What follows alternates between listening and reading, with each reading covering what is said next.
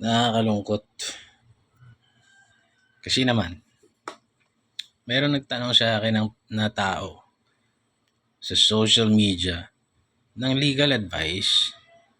Hindi naman ako abogado. So sabi ko, sandali lang po, hahanap po ako ng kakilala kong abogado, itatanong ko po yung question nyo. Ay di hinanap ko itong ex ko, si Attorney Hana. Hana yung pangalan niya. Huwag niya nang isipin kung anong apelyido. Hana Rose. Charis. Di message ko. Sabi ko, oy, kamusta ka na? Sabi ko. Ang reply niya sa akin, saan ang address mo ngayon?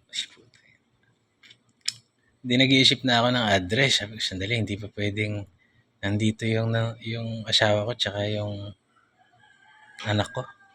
Saan address kaya yung bibigay ko? Iisip ako ngayon. Tapos sabi ko, habang nag-iisip ako, sabi ko maghihingi sana ako sa'yo ng legal advice. Sabi ko sa kanya, sabi niya naman sa akin, legal advice your face.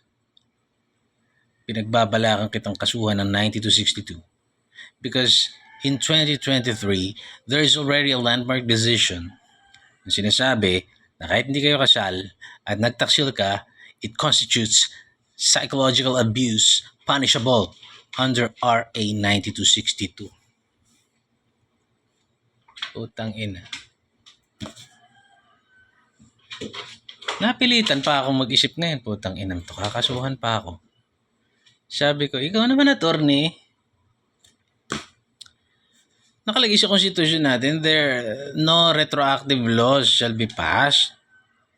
Hindi pa pwedeng retroactive. 15 taon na tayong hindi nagkikita. Nagtaksil ka rin naman.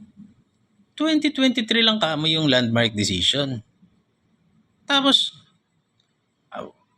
naghihingi lang ako ng legal advice. Gusto pa akong kasuhan.